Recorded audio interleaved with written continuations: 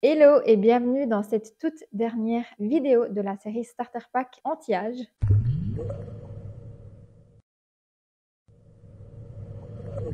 Dans les vidéos précédentes, on a déjà vu quand est-ce que le vieillissement de ta peau commence, les différentes erreurs qu'on a déjà toutes faites, comment mettre en place une routine simple et efficace spéciale anti-âge. Et aussi, on a vu en détail les différents actifs anti-âge les plus reconnus. Et aujourd'hui, on va parler des gestes et habitudes que tu peux implémenter dans ton quotidien et on va parler plus particulièrement de ton mode de vie. L'objectif de cette série, c'est vraiment de te donner toutes les bases dont tu as besoin pour aider ta peau dans ce processus sans te rajouter 15 produits dans ta routine, mais il faut surtout que ce soit simple et efficace. D'ailleurs, si tu n'as pas vu les vidéos précédentes, ne t'inquiète surtout pas, je te mets le lien directement en description. Je sais que j'ai déjà parlé de certains points qu'on verra dans cette vidéo, dans une des vidéos précédentes de la série, mais aujourd'hui, je voulais vraiment rentrer dans les détails et t'expliquer le quoi du comment. Donc peut-être il y aura un peu de redondance, mais regarde bien cette vidéo jusqu'à la fin parce qu'il y aura des petits bonus. Donc je vais commencer tout de suite avec le sommeil. Comme tu le sais déjà, je pense, ta peau se régénère pendant la nuit. Elle va réparer tout ce qui est micro-lésions que tu as subi pendant la journée. Elle va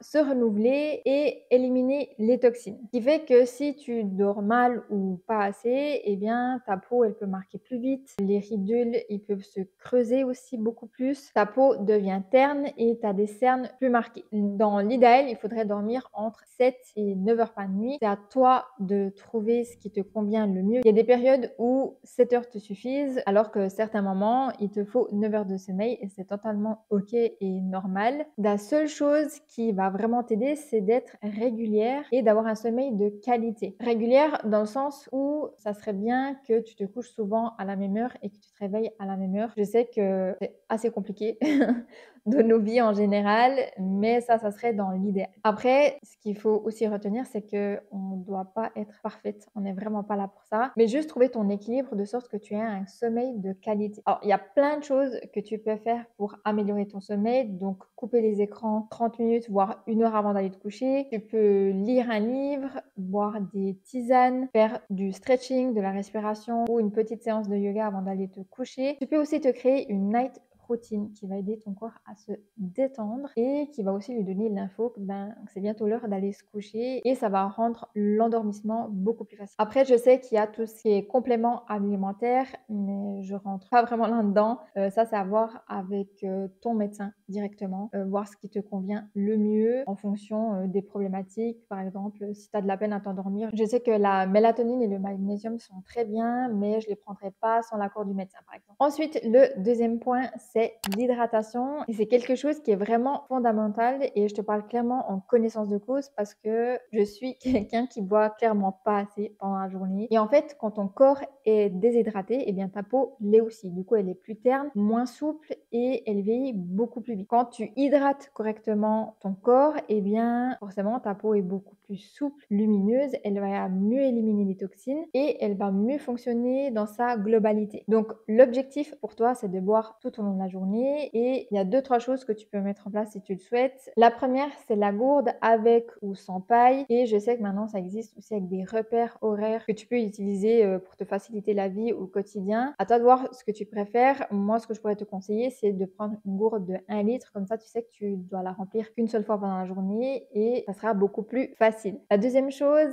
c'est les applications de rappel qui t'envoient un rappel toutes les heures ou toutes les 2 heures. À toi de voir comment tu veux les paramétrer et ça te permet aussi de suivre combien de verres tu as bu pendant la journée et d'avoir une sorte de statistique. Après, j'ai essayé les applications de rappel, ça n'a pas du tout fonctionné pour moi parce que j'avais la flemme d'aller me chercher un verre d'eau et du coup, je ne buvais pas du tout assez. Et la troisième, c'est de boire autre chose que de l'eau comme les infusions à la menthe, au citron, au gingembre ou bien te faire toi-même des eaux aromatisées, fraise, menthe, ça va très bien ensemble, citron, gingembre, ça aussi très bien. Bref, je pense que tu pourras trouver plein d'idées sur le net. Ensuite, il y a l'alimentation. Donc ta peau est le reflet de ce que tu manges. Si tu manges des produits ultra transformés, trop sucrés, trop gras, ta peau va forcément être beaucoup plus inflammée, tu auras forcément plus d'imperfections et elle va vieillir beaucoup plus vite. À l'inverse, si tu privilégies des aliments riches en antioxydants comme les fruits rouges, les carottes, les brocolis, en oméga 3 aussi, comme le saumon, graines de lin ou les noix, et riches en bonnes graisses, donc comme l'avocat ou l'huile l'huile d'olive, et bien à ce moment-là, tu vas nourrir ta peau de l'intérieur et elle sera ravie. Alors, l'objectif ici, c'est pas de chambouler l'intégralité de ton alimentation, mais c'est de venir la modifier petit à petit. Donc, par exemple, tu peux ajouter une portion de légumes dans un repas dans ta journée, soit le midi, soit le soir, à toi de voir ce qui est le plus facile pour toi. Soit remplacer ta collation actuelle qui est peut-être trop sucrée par une collation moins sucrée, donc privilégier peut-être un smoothie à base de fruits, de graines de chia, d'eau ou de lait, ou bien aussi manger une pomme avec du beurre de cacahuète ou du beurre d'amande, à toi de voir ce que tu préfères aussi, ou avoir tout simplement une portion de fruits ou de noix. Ou une autre idée, c'est de remplacer des mauvaises graisses par des bonnes graisses. Donc par exemple, à la place du beurre, peut-être utiliser de l'huile d'olive. Quand tu manges ton yogourt, pourquoi pas intégrer des graines de chia dedans. Ou quand tu veux te faire un sandwich, peut-être mettre des bouts d'avocat dedans aussi. Voilà, ce sont juste des petites choses en fait que tu viens changer dans ton alimentation. Et une fois que tu les intègres petit à petit dans ta routine, tu verras des résultats. Et quand tu verras des résultats, c'est quelque chose qui va venir naturellement. Maintenant, on va parler du stress et celui-là, je le connais très bien. En fait, quand tu es stressé et que ça devient quelque chose de chronique, eh bien ton corps va produire du cortisol et le cortisol a un impact direct sur ta peau. Donc il va augmenter la production de sébum, affaiblir ta barrière cutanée, il va aussi ralentir la régénération de tes cellules et tu vas te retrouver avec un teint terne, une peau plus réactive qui va marquer beaucoup plus vite et qui aura beaucoup de peine à cicatriser. Alors clairement, je te parle en connaissance de cause, je suis une personne stressée, je suis anxieuse, je fais des crises d'angoisse et la première chose qui m'a aidée, c'est de comprendre d'où ça vient. Et une fois que tu as compris d'où ça vient, c'est beaucoup plus facile pour toi de mettre des choses en place qui peuvent t'aider à réduire ton stress. Ça, c'est le premier point. Le deuxième point qui m'a aussi beaucoup aidée, c'est de lire le livre Respirer de James Nestor, que je t'affiche juste ici, et puis je te mettrai directement le lien en barre d'infos. Et j'ai adoré lire ce livre parce qu'il t'explique vraiment tout au niveau de la respiration, au niveau des études, etc. Et ce que j'ai adoré aussi, c'est qu'à la fin du livre, tu as plusieurs exercices de respiration avec différents objectifs. Et c'est vraiment, vraiment, vraiment génial parce que certains d'entre eux m'aident beaucoup quand je fais mes crises d'angoisse. Donc, c'est vraiment un livre que je peux te recommander. Et ensuite, tu as plein d'autres choses pour réduire le stress. Tu peux écrire, faire du coloriage, de la méditation, du yoga, du stretching, de la marche en nature. Tu peux même faire ton ménage si ça te détend. Je sais que quand je mets la musique à fond, que je commence à faire le ménage, mon cerveau, il se déconnecte et ça me détend. Donc, il y a plein de choses que tu peux faire pour réduire ton stress. C'est vrai que quand tu sais pas trop ce qui te convient, bah, tu n'as pas vraiment le choix que d'essayer plusieurs choses avant de trouver ce qui te convient. Mais crois-moi, ça en vaut vraiment la peine. Ensuite, il y a le mouvement. Donc en fait, quand tu bouges ton corps, ça active la circulation sanguine et lymphatique et ça permet à ton corps de mieux absorber les nutriments que tu lui donnes et à mieux éliminer les toxines. Alors, tu n'as pas besoin de faire 3 heures de sport intensif pour bouger. Tu peux tout simplement aller marcher 15-20 minutes dehors. Tu peux faire du stretching, tu peux faire du yoga ou tout simplement quand tu dois aller d'un point A à un point B, le faire directement à pied. Par exemple, j'habite à clairement 10 minutes de la COP et il m'arrive vraiment de prendre la voiture.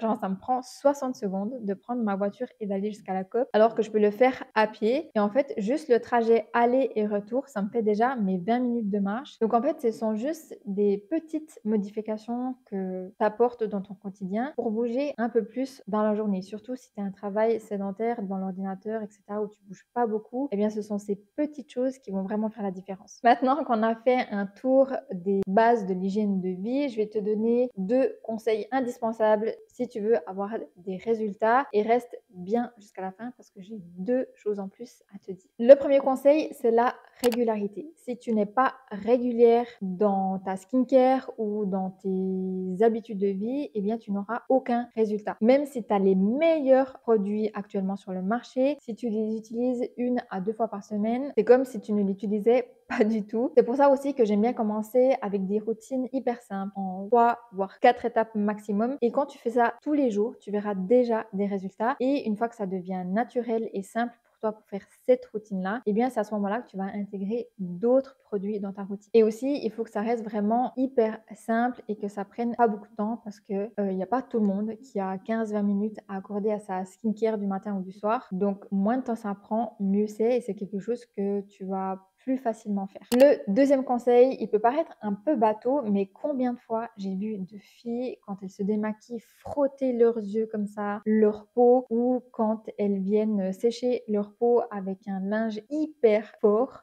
Ça, c'est non, clairement. Il faut pas agresser la peau comme ça. Si tu vois que ton démaquillant ne fonctionne pas et que tu dois venir frotter ta peau ou tes yeux, eh bien, clairement, il faut changer de démaquillant. Et quand tu dois venir sécher ta peau, eh bien, fais-le en douceur.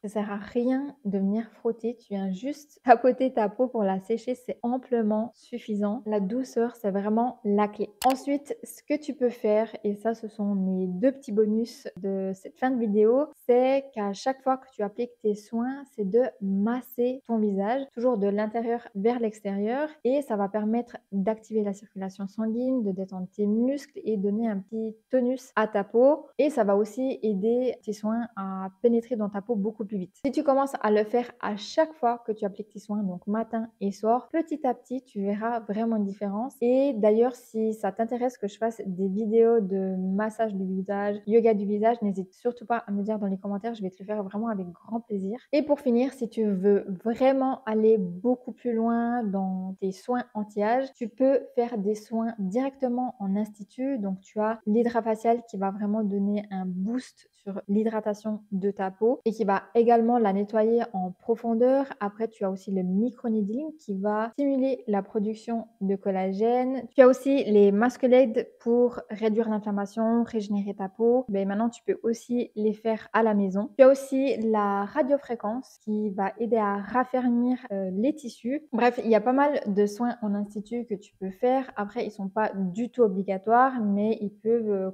compléter ta routine. Le plus important, c'est que tu choisisses le bon institut où tu vas faire ces soins. Il s'agit quand même de la peau de ton visage et il faut surtout pas hésiter à poser plein de questions pour être sûr de choisir le bon institut. D'ailleurs, si une vidéo à ce sujet t'intéresse, comment choisir un bon institut, n'hésite pas à me dire dans les commentaires, je la ferai avec grand plaisir. Donc voilà, cette vidéo est terminée et la série également. Si elle t'a plu ou elle a pu t'aider d'une façon ou d'une autre, n'hésite pas à me mettre un petit like et à t'abonner à la chaîne. Et n'oublie surtout pas d'activer les notifications, comme ça tu es au courant dès la mise en ligne d'une prochaine vidéo. Ça va vraiment m'aider à faire grandir cette chaîne. Et moi, je te retrouve très bientôt dans une prochaine vidéo.